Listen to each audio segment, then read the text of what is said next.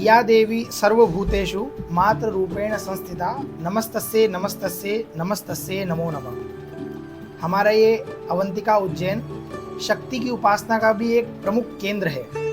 शक्ति की उपासना में माँ, वैसे तो अगर हम लोग बात करें तो जगत जननी भगवती सभी जगह विराजमान है, परंतु जो 51 शक्तिपीठ है हम लोग उनमें देवी जी का प्रत्यक्ष रूप दर्शन करते हैं आज भी।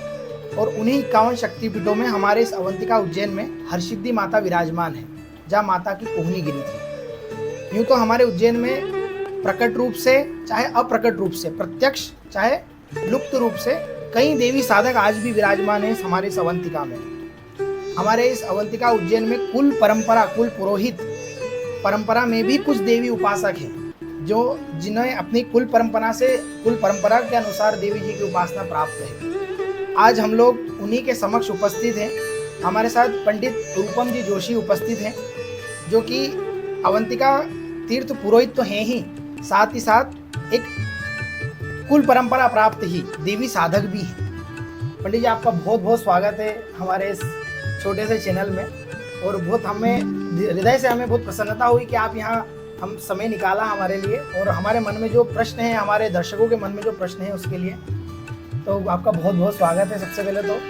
और कुछ प्रश्न हैं हमारे मन में जो जिन्हें लेकर के आज हम आपके सामने उपस्थित हैं, विशेष करके देवी उपासना के हमारे मन में जो प्रश्न हैं। जैसे पंडित जी, हमारे यहाँ माता हरसिद्धि हैं शक्तिपीठों में, तो माता हरसिद्धि की कुछ विशेष कथाएं या 51 शक्तिपीठों में देवी हरसिद्धि का क्या विशेष महत्व है, उसके बारे में आप थोड़ा सा हमें बताइए। सर्वस्वरूप सर्वेशे सर्वशक्ति समन्विते भय भस्त्राहिनो देवी हरसिद्धि देवी नमोस्तुते। महाकाल महाकाय महाकाल जगतपते महाकाल महायोगिना महाकाल नमोस्तुते। सर्वप्रथम आदरणीय शिवेंद्र जी, आपको मैं बहुत शुभकामनाएं देता हूँ कि आपका जो ये चैनल के माध्यम से आप उज्जैनी अवंतिका तीर्थ की महिमा का गायन निरंतर करते रहते हैं। छांदोग्य उपनिषद में जो उद्गाथा होते हैं, जो गायन या फिर जो तीर्थों की महिमा गाते हैं, उन्हें उद्गाथा कहा गया है। तो आप ऐसे उद्गाथा हैं जो सनातन परंपरा का निर्वहन कर रहे हैं। तो आपको सर्वप्रथम भगवती महाकाल का पूर्ण आशीर्वाद, आप निरंतर ऐसे ही करते रहें। आपने भगवती पराम्बा पराशक्ति वेद शक्ति उज्जैनी की अधिष्ठात्री देवी की चर्चा करी। हम परंपरागत भगवती सर्वप्रथम तो हमारी कुल देवी ही हैं हरसिद्धि, और साथ साथ परंपरागत भगवती की निम्न पुजारी का जो पद है वो भी हमारे परिवार को ही प्रारंभ से ही प्राप्त है। सर्वम देवी मयम जगत, जैसा आपने कहा कि हर जगह देवी ही दिखती है। और भगवती स्वयं कहती हैं कि सर्वम खलविदमेवाहम नान्यदस्ति सनातनम, अर्थात इस समस्त संसार में सब कुछ में ही सनातन हूँ, मेरे अतिरिक्त और कोई सनातन नहीं। शक्तिपीठ की हम बात करें तो 51 शक्तिपीठ का उल्लेख सामान्यतः हमें पुराण आदि ग्रंथों में प्राप्त होता है। आगम शास्त्रों में 108 शक्तिपीठों के उल्लेख हमें मिलता है। 108 संपूर्ण भारत भूमंडल पर अंशात्मक रूप से आज लुप्त हो गए हैं, और कहीं कहीं जब हम 51 शक्तिपीठ से हटकर भी किसी पीठों पर जाते हैं तो वहाँ पर भी सिद्धपीठ या शक्तिपीठ लिखा होता है। तो कहीं ना कहीं वे भी शक्तिपीठ के अंतर्गत ही आते हैं, यानी शक्ति के, माता सती के शरीर के भाग के रूप में वहाँ पर स्थापित है। उज्जैनी की महिमा के अंतर्गत भगवती हरसिद्धि, अगर हम श्रीमद् देवी भागवत के अंतर्गत या फिर देवी ग्रंथों के अंतर्गत, दुर्गा तंत्र के अंतर्गत अगर शक्तिपीठ की हम चर्चा करेंगे तो मूल रूप से हरसिद्धि जो प्राचीन ग्रंथ है उसमें उसका उल्लेख नहीं होता है, हरसिद्धि नाम सामने नहीं आता है। भगवती की जो शक्ति है वो मंगल चंडिका है। भगवती हरसिद्धि जो है मंगल चंडिका स्वरूप में विद्यमान है। समस्त कार्यों की सिद्धि प्रदान करने वाली, हर कार्य को सिद्ध करने वाली, मंगलदायिनी, संसार की बीज स्वरूप भगवती हरसिद्धि है। सभी भक्तों का मंगल करने वाली जो मंगल चंडिका है, भुवनेश्वरी की 28 कला देवियों में से एक कला देवी भगवती मंगल चंडिका है। तो मंगल चंडिका ही भगवती हरसिद्धि की मूल शक्ति है।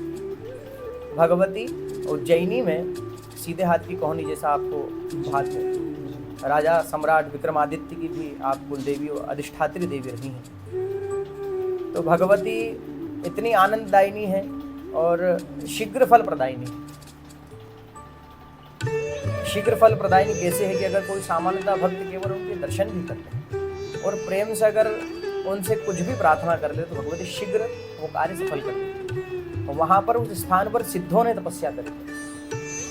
सम्राटों के काल से, उसके पूर्व ऋषि मुनियों के काल से, देवताओं के काल से वहाँ पर भगवती की उपासना, वो जो वहाँ की जो ऊर्जा है, वहाँ की जो चैतन्यता है, हमारे परदादा जी और हमारे पर दादाजी भी वहाँ पर विद्यमान होकर के जो नित्य भगवती की उपासना करते थे, 8-8 घंटे भगवती की उपासना करते थे, पाठ करते थे। ऐसा हमारे सब परिवार वाले पूर्वज लोग सब बताते आए हैं।